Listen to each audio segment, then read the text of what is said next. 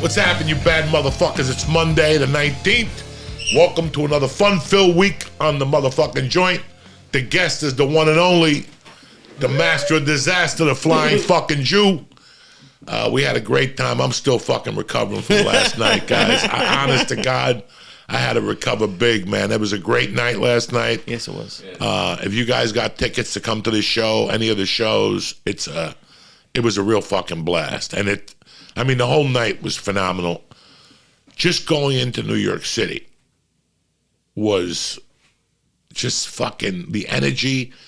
There was so many fucking people in that city last night. I've been going to that city since the fucking 60s. And what I saw last night, it was the opening night of Gennaro, the Feast of San Gennaro, I think, on Thursday night. And I think, what's her name? Was that the Garden? Schumer.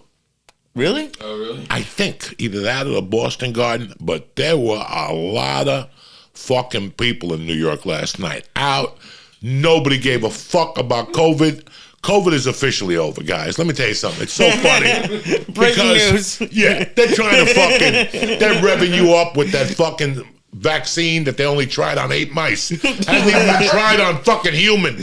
And they're gearing up to fucking shoot you to death. Nobody cares about fucking COVID. It doesn't even, they keep selling this fucking vaccine. The booster, fuck you.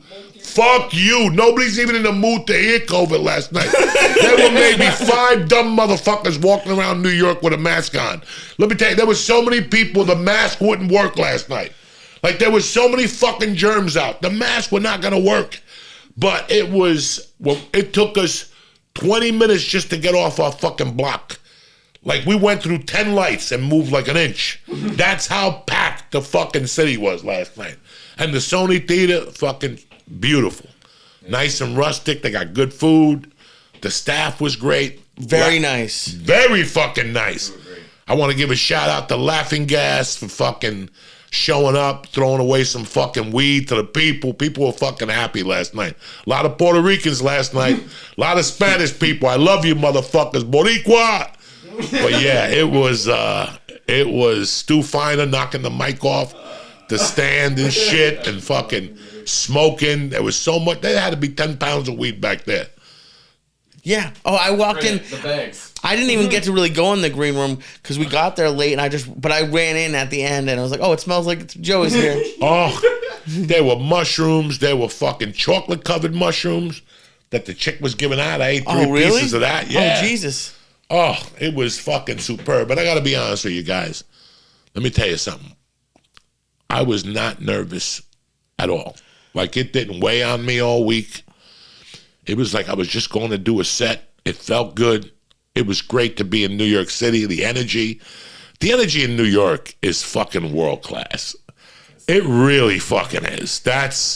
The LA don't have that. No. You know, there's a lot of great cities in this country, but the energy in New York, when it's on, we saw Mr. Softy selling ice cream at 11 fucking o'clock.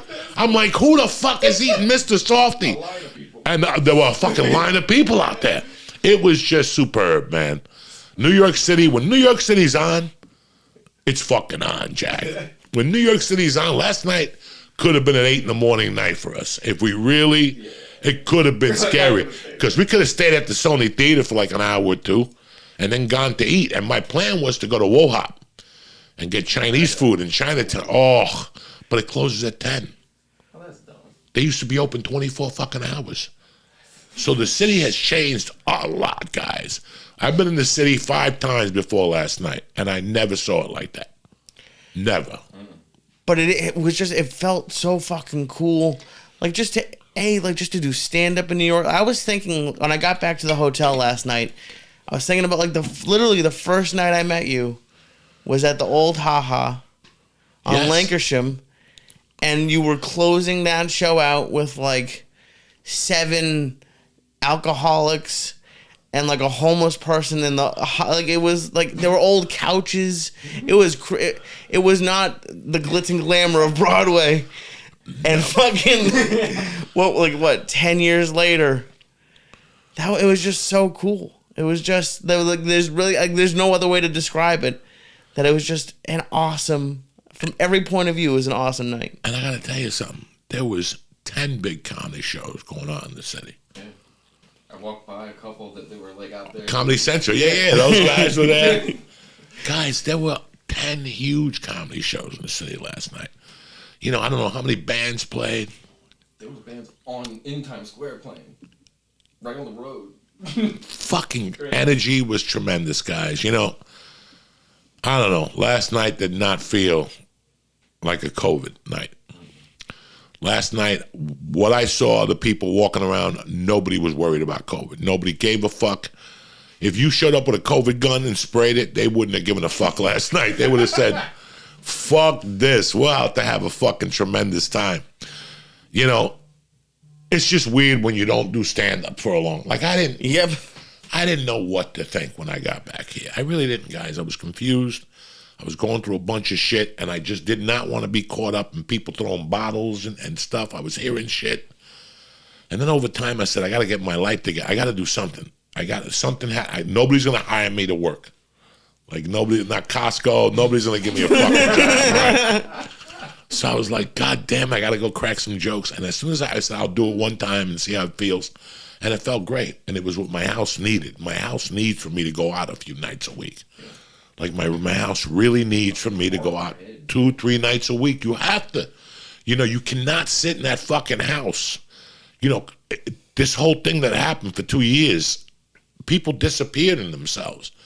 During COVID, there was a time when I first got here, I'm not going to lie to you.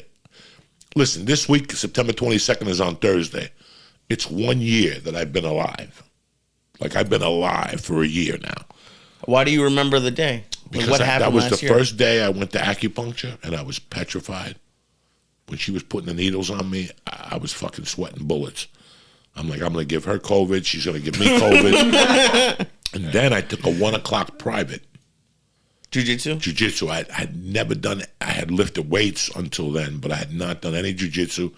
And against what I was thinking, I'm like, I got to go do something. Let me just go see what's going on up there. And I went in, and I remember as I left, I shook Coach's hand. He just called me, Sean, and I said, I'll be back. And I go, this was tremendous today for more reasons than one. I couldn't even move, like on the floor. I was so rusty from jiu-jitsu. I was breathing heavy. But when I got up that day, I go, okay. And now I'm headed to the premiere of The Sopranos. So all that happened in one day. And then... That was the same day? All the same day. Oh, shit. It was a Wednesday. And the car picked me up. I was a little nervous. My friends came. We all took a ride into the city.